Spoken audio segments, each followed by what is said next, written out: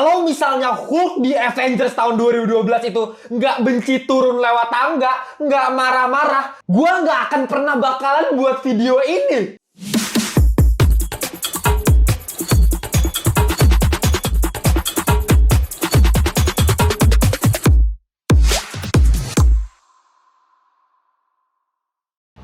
Welcome back to Ngelantur Indonesia. Skui nonton, skip blow on. Jangan lupa kalian semua ya. Kembali lagi di segmen review. Kali ini reviewnya adalah spoiler ya. Jadi spoiler alert, spoiler warning buat kalian yang belum nonton apa? Series Loki season 2, bos ya. Kalau kalian baru nonton ya, baru nonton episode 5 atau baru nonton episode 4 gitu ya, atau belum nonton sama sekali, mending tutup dulu video ini ya, di save dulu videonya biar nanti kalau misalkan udah selesai nonton seriesnya, kalian bisa balik ke video ini dan dengerin pembahasan dari gua. Dan gua pengen kasih tau lagi yang buat baru pertama kali di channel Ngelantur, baru pertama kali datang gitu ya. Gua itu beda sama YouTuber-YouTuber lainnya yang biasanya misalnya ngebahas teori lah, atau ngebahas recap alur cerita lah. Gua ini lebih channel ngelantur ya, sesuai namanya ya. Jadi maksudnya ngelantur tuh apa bang? Ngelantur adalah ya gua ngomong apa adanya yang ada di otak gue ya, gua lanturin semuanya dari setelah gua nonton Loki ini. Gitu ya. Dari ya apa argumen-argumen yang gue punya gitu ya, yang gue lihat ini kok aduh ada yang kurang, ada yang ini keren gitu ya, itu experience semuanya bakal gue tuangkan di video ini. Dan ya mungkin ada beberapa teori juga yang bakal gue bahas nanti, dan ya kalau misalnya ada yang membingungkan gitu ya, mungkin bisa menjawab kegelisahan kalian. Tapi kalau misalkan pengen lebih detail, lebih mantep-mantep gitu, breakdown gitu ya, channel sebelah aja ya. Oke, gue pengen mulai dari konteks dulu ya. Loki season 2 berarti lanjutan dari Loki season 1. Dan Loki season 1 itu, it's no doubt, gue nggak mau debat sama siapapun itu, gue udah fix banget, menurut gue nggak ada yang bisa nyamain di level ini. Ini adalah series MCU terbaik di muka bumi ini. Ya paling kalau kalian cek di Disney Plus, ya ada seri-seri MCU yang bagus kayak Moon Knight ya kan, Falcon and the Winter Soldier ya kan, Falcon and the Winter Soldier, terus ada WandaVision juga. Itu seri-seri yang menurut gua levelnya ya kayak ada beberapa level di bawah Loki lah, cuman itu udah kelas atas punya lah gitu. Jadi bagus kok series MCU berbanding terbalik dengan film-filmnya yang memang selalu gue kritisi, yang selalu gue sampah-sampahin. Dan balik lagi ya, gue itu gue lihat dari kemarin komennya pas, apalagi pas gue review The Marvels ya, balik lagi pasti gue yakin bocil-bocil MCU tuh gak mau terima gitu gue kritikin gitu ya. Pasti bilangnya, oh emang lu bisa bang gini, emang lu kayak lu berarti lu gak nonton MCU dari zaman dulu ya, lu baru nonton MCU. Bos, gue dari lu belum lahir gue nonton MCU kali. ya gila. Jadi gue tuh udah ikutin MCU udah lama, dan makanya karena dari dulu itu film MCU itu bagus-bagus, makanya sekarang udah mulai menurun, makanya gue kritik gitu kan. Ini sesimpel itu, gue mau objektif aja, gue mau jujur-jujuran, gue gak mau bohong-bohongin kalian. Dan ya balik lagi di Loki season 2 ini, nanti bakal ada beberapa kelemahan yang bakal gue utarakan ke kalian. Jadi ya kalian sih kalau mau marah ya marahnya nanti kolom komentar, kasih argumennya kalau mau balas argumen gue gitu ya. Jangan marah-marah cuma toksik, oh tolol bang, goblok gitu ya, jangan lah. Ya kalau mau marah-marah nggak apa-apa, kritik gue juga nggak apa-apa, tapi pakai argumen kalian. Nah Loki season 1 itu terbaik dari yang terbaik, keren banget. Itu, tapi kalau misalnya mau ngomongin Loki 2 apakah sebaik season 1 kan gitu ya pertanyaannya. Ya sebenarnya kalau mau jujur-jujuran, Loki season 2 ini buat gua itu mixed feelings ya. Buat kalian yang expect, wah ini pasti Bang Timo dari kemarin sampah-sampahin film Marvel, ini pasti keren nih. Enggak juga sih. Bagus, gua harus setuju. Loki season 2 tetap bagus. Tapi kalau mau dibilang bagus banget, ini yang perlu dipertimbangkan gitu ya. Kenapa bang, lu ada sedikit rancu gitu ya, antara bagus sama jelek? Sebenarnya dibilang tengah-tengah juga enggak ya. Udah ini sebenarnya udah series bagus. Nanti gue bakal kasih final score kayak biasa di akhir video gitu ya. Cuma yang membuat gue taruh ini agak kenapa nggak bisa di top banget? Kita langsung masuk ke negatif-negatifnya aja. Yang pertama yang gue temukan adalah ya jelas dari plot cerita ini menurut gue terlalu over complexity. Ya, jadi buat yang sering nonton Ngelantur pasti gue udah sering bilang kan, kalau misalnya film itu butuh kompleksitas gitu ya, atau apalagi karakter-karakternya itu butuh kompleksitas tersendiri. Tapi untuk series ini terlebih ya, terlampau kompleks ya. Jadi bukannya gue nggak ngerti, gue ngerti banget sama series ini ya, karena jujur gue pas nonton episode dari awal itu banyak yang gue bingung, sumpah. Ini dari awalnya episode 1, episode 2 tuh kayak apa sih ini, maksudnya apa? Tapi sampai menuju ke episode 6 yang terakhir itu gue udah, oh ini maksudnya si MCU itu mau kasih hal ini gitu. Tapi menurut gue terlalu dibikin rancu, terlalu dibikin berbelat-belit gitu. Istilahnya nih kalau misalnya gue harus kasih gambaran ke kalian, ini tuh kayak puzzle. Ya jadi kayak udah dikasih gambaran sama Marvel, sebenarnya ending itu gini ya, sampai akhir tuh Loki bakal jadi Euremes ya emang apa ya, kayak gak ada yang terlalu berubah secara signifikan gitu ya di dunia MCU. Karena apa? Karena memang Loki ini ya series Loki, namanya judulnya Loki kan, mengenai Loki, dan Loki ini memang membawa unsur apa ya, multiversal gitu ya, unsur yang lebih luas lagi, lebih besar lagi dibandingkan konsep ya Avengers yang ada di bumi gitu kan. Ini konsep multiverse. Nah tapi gimana caranya biar nggak keotak-atik nih yang di dalam ini, jadi kita main luarnya aja ya. Ini dari Loki, jadi Loki ini nggak, menurut gue ini kayak cuman puzzle yang udah jadi, kita dirombak gitu ya. Nah lu susun lu sampai mampus, sampai otak lu keluar gitu ya.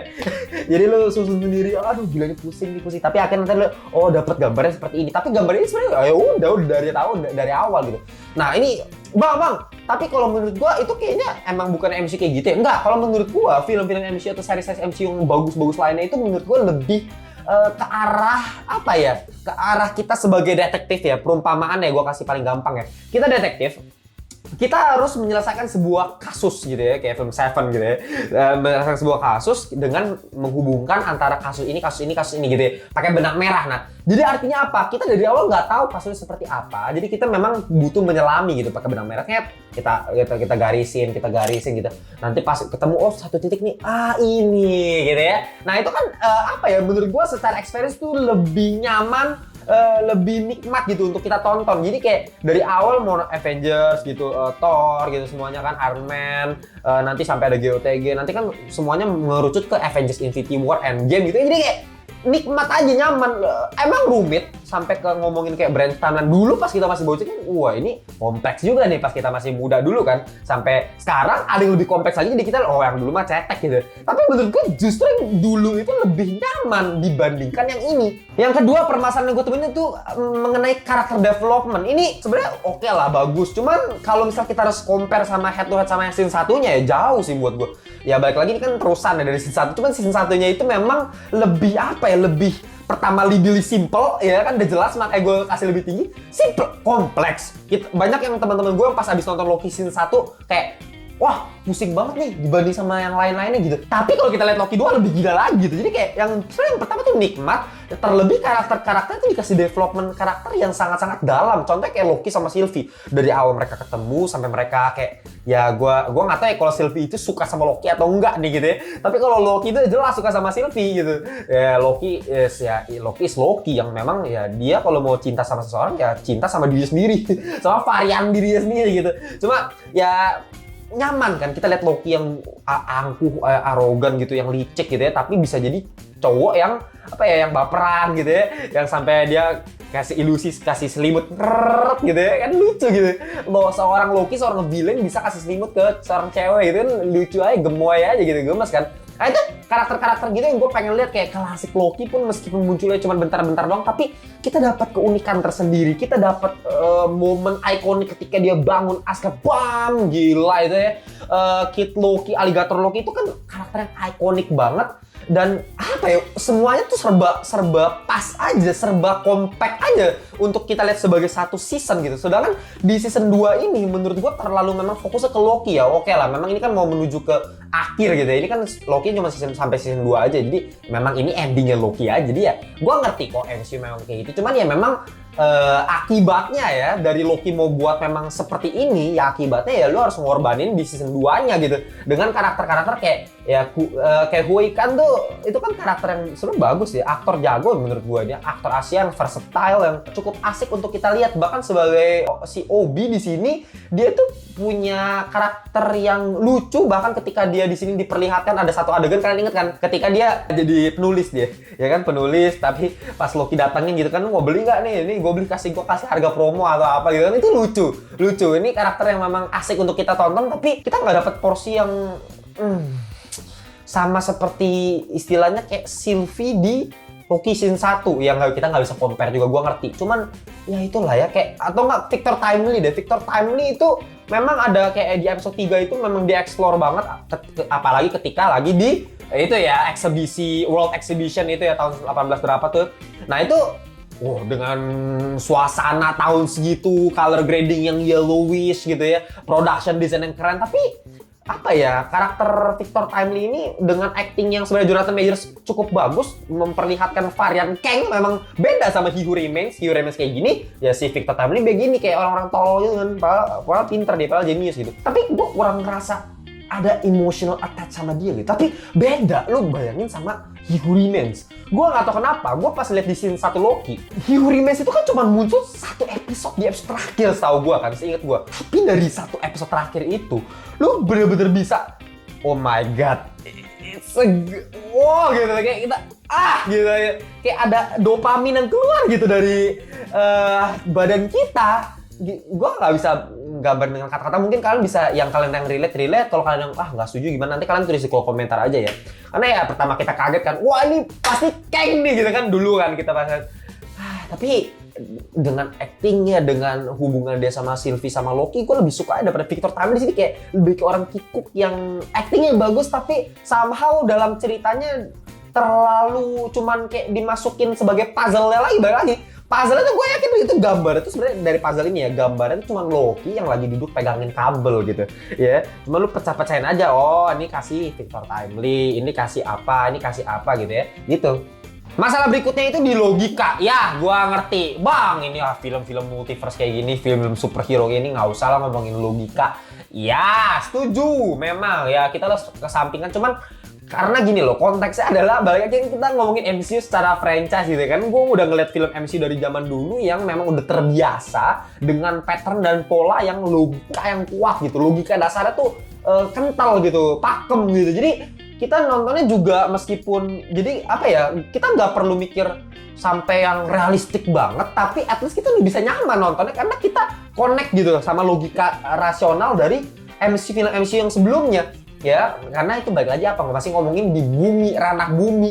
Sedangkan kalau lu mau ngomongin konteks yang lebih luas lagi, ranah multiverse, pasti logikanya itu lebih mampus lagi. Kenapa? Karena kita memang di dunia saat ini belum sampai di titik kita mempelajari multiverse gitu kan. Kita belum bisa mencapai menemukan universe yang lain. Kita belum bisa menemukan rumus equation untuk menciptakan cara kita time travel gitu. Jadi ya itu terbatas, source material saya terbatas, ilmu pastinya tuh terbatas. Jadi ya gue maklumi banget, tapi ya itu konsekuensinya ketika lu mau bawa ranah multiverse. Makanya kalau gue pribadi, gue sih lebih suka MCU yang udahlah kita ngomonginnya bumi kayak dulu gitu kan, balikin ada X-Men aja gitu, kita tambah-tambah aja yang lain daripada lu mau ngomongin multiverse. Kalau gue, ini bukan pendapat yang, ini bukan kritikan ya, kalau ini lebih ke subjektivitas aja. Kalau gue selera begitu, kalau kalian mungkin lebih suka gitu ya nggak apa-apa sih sebenarnya. Kayak komputer kan ya, if lu main multiverse, then then-nya apa ya, logic ya harus dikuatin lagi, lu harus bangun lagi gitu. Dan jujur itu yang bikin gue kangen banget sama MCU yang dulu. Itu lagi yang menurut gue udah gak bisa balik, meskipun Loki tetap bagus gitu, cuman tetap aja gak bisa balik ke MCU yang dulu lagi. Dan yang permasalahan yang terakhir gue temuin adalah pendalaman karakter Loki. Nah ini pasti kalian banyak yang, oh gila lu bang, masa pendalaman karakter Loki justru ini masterpiece banget, ini keren banget nih series. Jujur gue punya pendapat yang berbeda tentang ini. Kalau mau ngomongin pendalaman Loki itu di season 1 is the best of the best. Kenapa? Karena Loki dari seorang villain, bodo amat tuh yang bilang anti-hero tolol ya. Menurut gue Loki villain, jelas-jelas villain. Apalagi ya kita lihat dari 2012 kan, ya dia kan penjahatnya Avengers di 1 gitu ya. Nah dari situ kan baru kita ketarik dari Loki varian ini bukan Loki Secret Timeline, karena Loki yang Secret Timeline itu udah dibunuh sama Thanos ya di Avengers Infinity War. Cuman Di sini Loki yang varian ini ditarik ke TVA dan dari yang karakter jahat itu kita bisa dieksplor lagi, ternyata dia itu nggak cuma sekedar jahat tapi dia punya sifat humoris. Kita eksplor lagi dia punya sifat yang agak rancu, abu-abu, punya emosi ketika dikasih scene flashback sama si Mobius gitu ya. Ternyata dia kehidupan setelahnya ini bakal mati sama Thanos dan bla bla bla, berpisah sama Thor bla bla bla, nangis gitu. Jadi itu kita dapat complexity dari Loki di situ, dan pelan-pelan semenjak itu alurnya itu dia mulai mendapatkan porsi yang merubah karakternya dia sendiri dari seorang villain menjadi seorang hero arahnya gitu ya. Apalagi sejak dia bertemu dengan Sylvie, orang yang dia cintai gitu ya. Jadi dapat kesan mulai ada kesan cowok yang punya kesan romantis juga, punya bahkan dia sempat kissing di akhir juga, punya sifat baik yang mulai dieksplor. Akhirnya Loki pelan-pelan menjadi hero. Cuman di Loki season 2 ini kalau boleh jujur, gue lebih menemukan Loki yang dieksplor ini adalah Loki yang mencari tahu ya gimana caranya dia melewati segala permasalahan yang ada di TVA ini. Cara membalikan TVA seperti kembali ke semula itu menurut konteksnya lebih ke arah sana, lebih ke pemikiran, lebih main otak gitu ya. Lebih kita dipermainkan ke zaman ini, bahkan sampai dia kalian bisa lihat sendiri kan, dia sampai ini yang paling tolol sih, yang buat gue yang paling aneh ya juga, yang sampai 100 tahun kayak orang tolol itu gue. Jujur ya, kalau gue sih gue kayak agak kurang terima ya, maksudnya kayak Loki kayak lu kayak nggak ada hal yang lain lu bisa. Paling gue mikir kayak masih bisa loh lu ngelakuin yang lain, tapi alih-alih itu lu mempelajari temporal loom ya, temporal loom selama 100 tahun itu gue kayak nggak habis pikir. Gue sampai pas dikasih lihat 100 tahun kemudian, wah anjing, gue langsung keinget SpongeBob bang, kayak SpongeBob yang gitu 100 years later. Itu kayak what, gue gitu, ini seriusan Loki 100 tahun buat pelajarin temporal kan agak aneh sih buat gue. Cuman ya udahlah ya, memang namanya multiverse, jadi ya Loki juga dewa gitu ya, memang dia hidup juga dari lama ya, mungkin aja dia bisa ya tahannya begitu. Ini gue agak aneh kan, Loki soalnya dari dulu nggak pernah begitu. Nah permasalahannya itu adalah gue menemukan missing link antara Loki dari seorang villain yang memang di season 1 itu masih belum sebaik itu, ke season kedua yang di ending kalian tahu sendiri, akhirnya dia menggantikan, dia replace He Who Remains ya dengan dia pegangin semua timeline-nya, jadi dia istilahnya jadi temporal loom hidup ya. Ya menurut gua itu kan kayak dia pengorbanan diri kan, ya istilahnya kayak di episode 1 kan kalau kalian ingat judulnya adalah Glorious Purpose. Di season 2 episode terakhir endingnya apa? Glorious Purpose juga. Ini memang kata-kata yang sering diutarakan Loki, gue juga inget deh, Glorious Purpose gitu ya. Ya dari seluruh series Loki ya, season 1 sama 2 itu big idea-nya adalah Glorious Purpose. Itu intinya, makanya dari awal ke akhir sama nih. Tapi di season 2 jujur yang gue temukan itu lebih ke pencarian cara yang butuh Loki lakukan gitu ya, dibanding Glorious Purpose. Glorious Purpose itu kayak bener-bener di akhir tiba-tiba aja gue lebih ngerasa kayak Loki aja kok lu jadi baik banget gitu, lu sampai bisa korbanin diri sampai for you, for all of us. Oke, gue ngerti ini track back lagi ke Thor 1 gitu ya, ketika dia di jembatan pas mau jatuh gitu ya kan, terus ngomong ke Odin gitu, for you, for all of us, tapi akhirnya si Odin nggak mau terima dia, jadi ya dia lepas dah. Jatuh kan, mati, ternyata hidup lagi di Avengers 1 gitu. Oke, fanservice. Iya, fanservice. Oke, gue ngerasa orang bilang, wah gila ini Loki luar biasa, pendalaman karakternya, perubahan dia. Tapi perubahannya menurut gue terlalu drastis di akhir gitu. Tiba-tiba aja seakan-akan tiba-tiba jadi baik banget. Gue ngerasa ini masih butuh 2 episode yang bisa ada sedikit kenaikan lagi. Istilahnya kayak dari 1 masih ada 5, masih ada 7 gitu ya, baru ke 10 gitu. Ini kayak dari 1 gitu kan, misalnya ke 1, 2, 3, 4, tiba-tiba jadi 10. Kalau gua nggak tahu ya, itu yang gua rasain. Tapi ya udah, kita tahu kan sekarang Loki is the real hero. Ini nggak usah ada perdebatan. Lu bayangin aja lu jadi kayak He Who Remains, jadi kayak lu bayangin nanya kan, The Watcher sama Loki ini bedanya apa dong? Kalau The Watcher kan benar-benar nggak bisa intervensi kan. Kalau Loki mungkin aja bisa nih. Karena Loki di sini kan istilahnya kayak udah dia kan makanya kenapa yang nanya dia bisa masuk ke temporal loom itu, yang tempat yang rusak itu kan, dengan keadaan yang aman. Kalau misalnya si Victor Timely jadi spaghetti kan, dia nggak kena.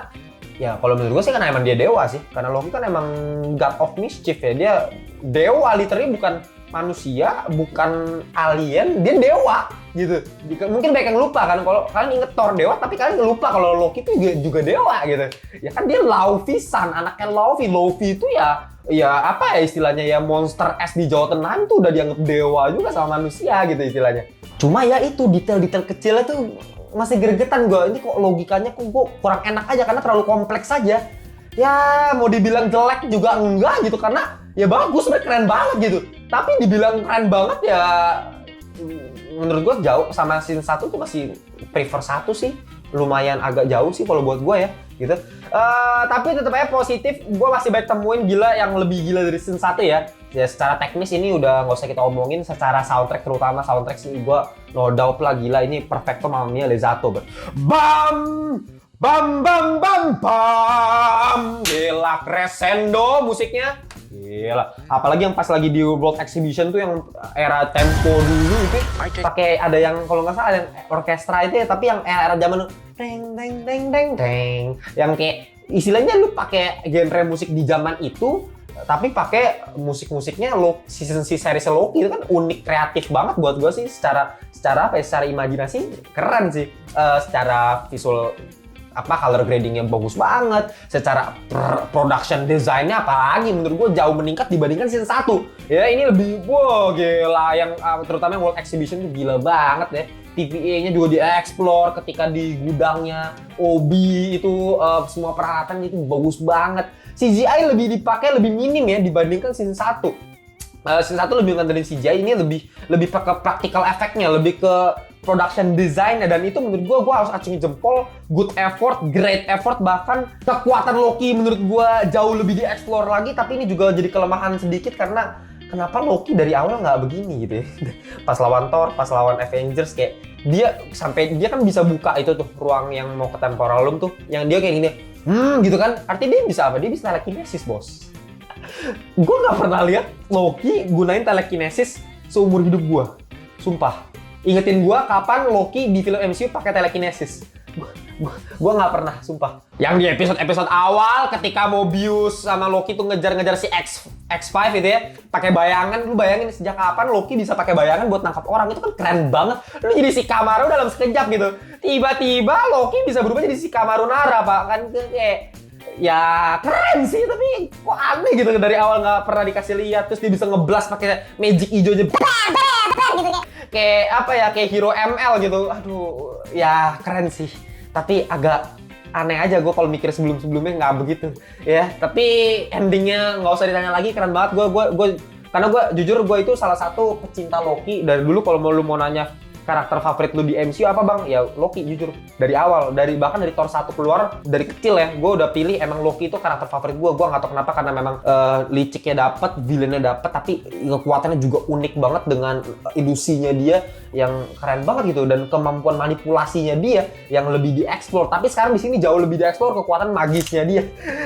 Endingnya mungkin kita bisa lihat nanti Loki di Secret Wars mungkin ya, kalau feeling gue ya. Karena ya kan si Tom Hiddleston udah bilang kan kemarin dia bakal rehat sebagai Loki, ini bakal istirahat dulu gitu ya.